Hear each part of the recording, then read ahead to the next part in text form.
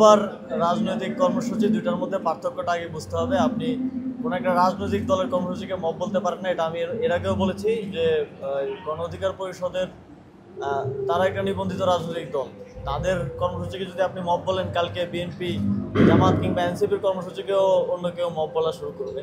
তো এই পার্থক্যটা আমাদের বোঝা উচিত। আর প্রথমত যে প্রশ্নটা করেছেন যে কালকে যেই লাশ পোড়ানোর মতো ঘটনা ঘটেছে, এটা অত্যন্ত নিন্দনীয়। সরকার ইতিপূর্বেও বারবার বলেছে যে মাজার সহ যে কোনো এই ধরনের প্রতিষ্ঠানে হামলা সরকার প্রশ্রয় দেবে না।